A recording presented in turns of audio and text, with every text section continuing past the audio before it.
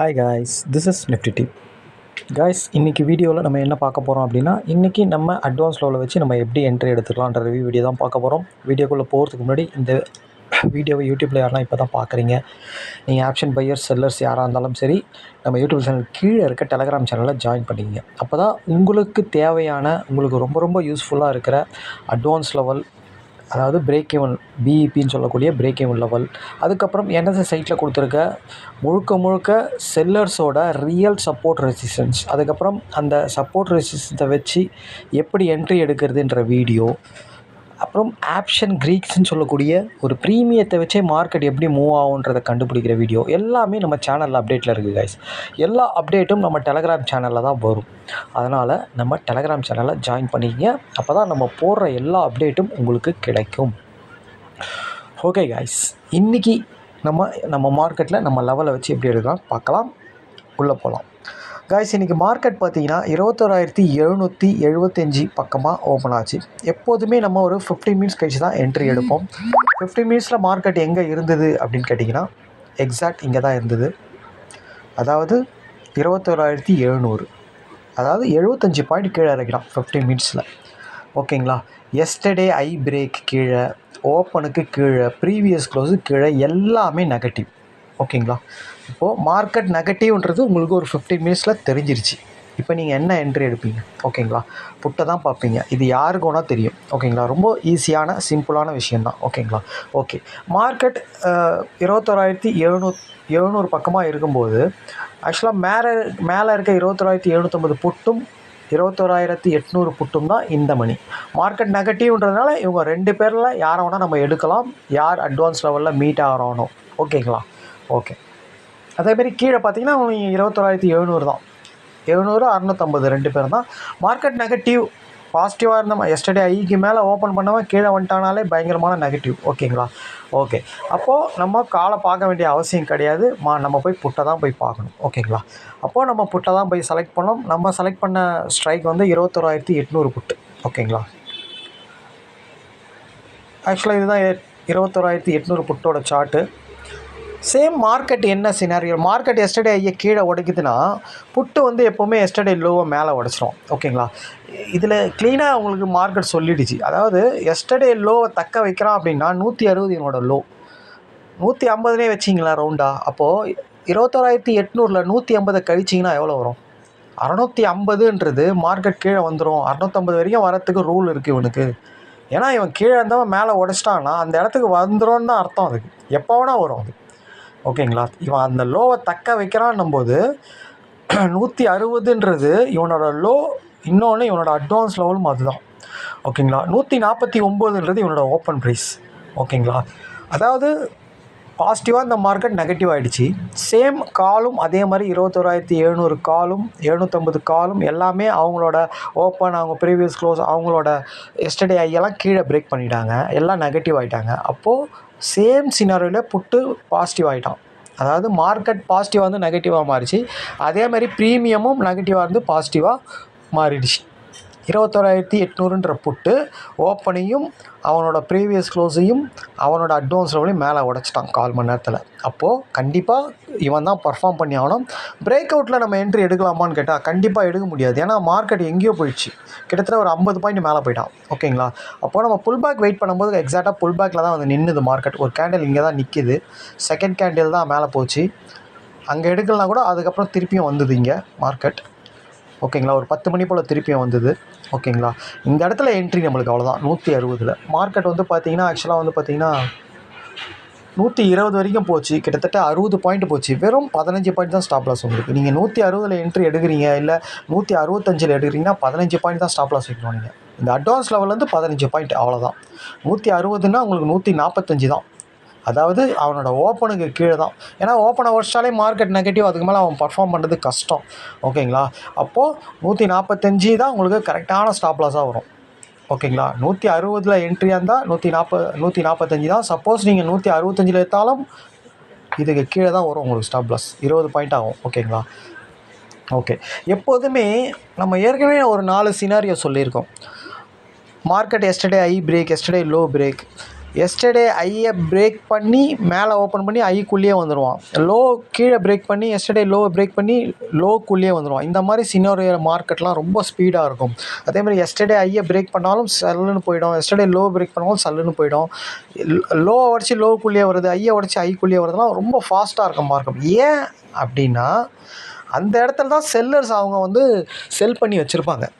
ஓகேங்களா? இப்போது காலை வந்து அந்த இடத்துல வந்து செல் பண்ணி வச்சுருப்பாங்க. 21,775 மார்க்கெட் ஓப்பன் ஆகுதுன்னா அங்கே 21,800 காலை செல் அடித்து வச்சுருப்பாங்க. மார்க்கெட் எக்ஸாக்டாக அந்த இடத்துல இருக்குது அப்படின்னா மேலே போச்சுன்னா அவங்களுக்கு லாஸ் வரும். அதனால் மேலே போக விடாமல் கீழே தள்ளுவாங்க. அப்பயும் ஃபாஸ்ட்டாக இருக்கும். சில டைமில் அந்த 21,800 மேலே உடைக்கும் போது அவங்களுக்கு லாஸ் வரும்.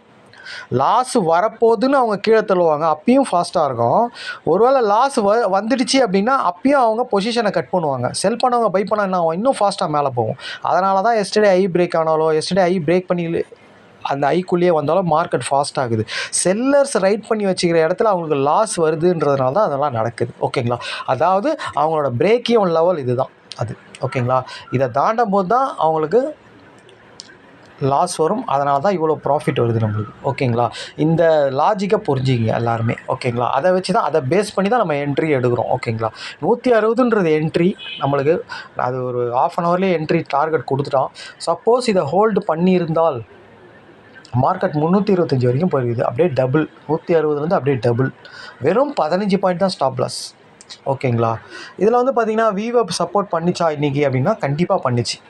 ஓகேங்களா? இந்த லெவல் தெரியாதவங்க வியூவை வச்சு கூட எடுத்துருக்க முடியும்.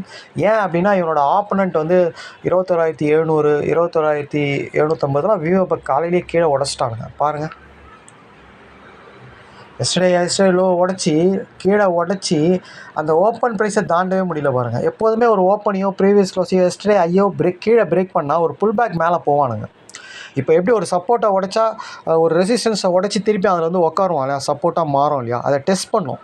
ஓகேங்களா? ரீடெஸ்ட் பண்ணணும் மார்க்கெட் எப்போதுமே.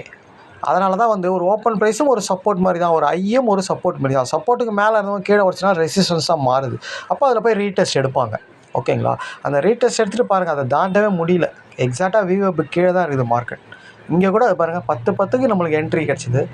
அதே 10-10க்கு இவன் பாருங்கள் விவோ தாண்டவே முடியல பாருங்கள். ஓகேங்களா? இன்னொன்று இதுதான் எஸ்டர்டே, இதுதான் அவன் ஓப்பன் ப்ரைஸ் இவனோட ஆப்பனண்ட்டுக்கு. ஓகேங்களா? அப்போது இவனுக்கு வழி விட்டுட்டான். இவன் கீழே உடைக்கிறான், அவன் மேலே உடைக்கிறான். ஓகேங்களா? ஒரு ப்ரீமியத்தோட எஸ்டர்டே ஓப்பன் ப்ரைஸ் எல்லாமே வந்து அட்வான்ஸ் லெவலாக மீட் ஆகும். இன்னொன்று இவன் எந்த அட்வான்ஸ் லெவல்லையுமே மீட் ஆகலை, இங்கே தான் மீட் ஆகிறான். இவ்வளோ கேப் இருக்குது, 230லேருந்து 180 வரைக்கும் ஒரு 50 பாயிண்ட் கேப் இருக்குது. அதனால தான் ஒரு மார்க்கெட் நல்ல ஒரு ஃபால் ஆச்சு. புட் ஆப்ஷன் நல்ல மார்க்கெட் மேலே போச்சு. ஓகேங்களா? பக்கத்துலேயே எதனா சப்போர்ட் இருந்ததுன்னு வைங்களேன், அவன் நிற்கிறதுக்கு அட்வான்ஸ் லெவல் இருந்து அங்கே நின்றுட்டுருப்பான், மார்க்கெட்டும் ஸ்டக் ஆகிட்ருக்கும். ஓகேங்களா? அதனால தான் இவன் வந்து இவ்வளோ பெரிய ரேலி ஆனானு. ஓகேங்களா? ரொம்ப சிம்பிளான என்ட்ரிகள்ஸ். மார்க்கெட் நெகட்டிவ், அதனால் புட்டு எடுக்கிறோம். புட்டு வந்து அதாவது ஸ்ட்ராங்காக இருந்த கால் வந்து ஸ்ட்ராங் மீன்ஸ் ஓப்பனுக்கு மேலே ப்ரீவியஸ் க்ளோஸ்க்கு மேலே எஸ்டர்டேக்கு மேலே இருந்தவன் எல்லாத்தையும் கீழே உடச்சா நெகட்டிவ் ஆகிட்டான். அப்போது அவனோட ஆப்பனண்ட்டை தான் நம்ம போய் எடுக்கணும். ஸ்ட்ராங்காக இருக்கணும், வீக்கானால் தான் நம்ம போய்ட்டு ப்ரீவியஸ் க்ளோஸ் வீக்காக இருக்கிற புட்டை போய் பார்க்கணும். அதான் ரூல். 15 நிமிஷத்தில் வீக் ஆகிட்டான்றது நம்மளுக்கு மார்க்கெட்டும் வீக் ஆச்சு, ப்ரீமியமும் வீக் ஆச்சு. அதனால தான் புட்டை போய் பார்த்தோம், புட்டை நம்ம போய் எடுத்தோம். ஓகேங்களா? புட்டு நம்ம எடுக்கணுன்னா அவன் ஸ்ட்ராங்காக இருக்கவன் வீக்காக ஆகிட்டாலும் வீக்காக இருக்கவனை போய் எடுக்கணுன்னா ரூல்னா நம்ம அட்வான்ஸ் லெவலில் மீட் ஆனால் தான் எடுக்கணும். ஓகேங்களா? அதே மாதிரி பாருங்கள், அட்வான்ஸ் லெவல் 160ன்றதை மீட் ஆனதுனால தான் எடுத்தோம் நம்ம. ஓகேங்களா? மீட் ஆகி பிரேக் அவுட் பண்ணி புல் பேக் பண்ணதால் தான் எடுத்தோம். இன்னொன்று இவன் சில டைமில் ஓப்பனை தாண்டாமே அவன் அட்வான்ஸ் லெவல் மட்டும் தாண்டி டார்கெட் கொடுத்துட்டு ஓப்பன் வரைக்கும் போய் ரிட்டர்ன் ஆகிடுவான். அந்த மாதிரி சினாரியோ தான் மார்க்கெட் வந்து ரிவர்ஸ் ஆக போகுதுன்னு அர்த்தம். பர்ஃபார்ம் பண்ணுறான்னா, புட்டு பர்ஃபார்ம் பண்ணானா அப்போ மார்க்கெட் ரிவர்ஸ் ஆக சான்ஸ் இருக்குதுன்னு அர்த்தம். ஏன் அப்படின்னா அவன் வந்து ஓப்பனையும் ப்ரீவியஸ் க்ளோஸும் கீழே வந்து பர்ஃபார்ம் பண்ணுறான்னா மார்க்கெட் அது வரைக்கும் போய் ரிட்டர்ன் ஆகிடும். அப்போ கால் ஆப்ஷன் திருப்பியும் பர்ஃபார்ம் பண்ணுவான். அது இன்சைட் மார்க்கெட்டில் பெரும்பாலும் நடக்கும்ன்றதை நீங்கள் தெரிஞ்சுக்கணும். ஓகேங்களா?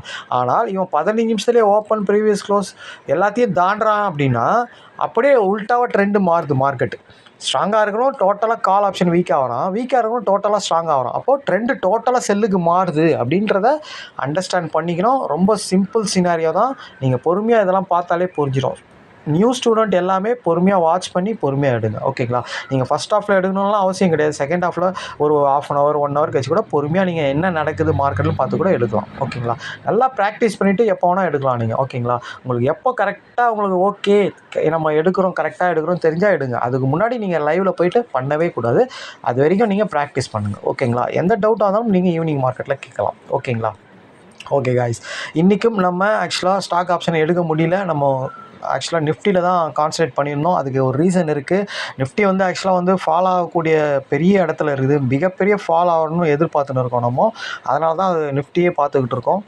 அதுக்கு ஒரு பெரிய ரீசன் இருக்குது. அதுதான் நம்ம ஏற்கனவே சொன்ன பொசிஷன் கோட்ஸ், அது பொசிஷன் பேட்டர்ன் ஒன்று க்ரியேட் ஆகிருக்கு.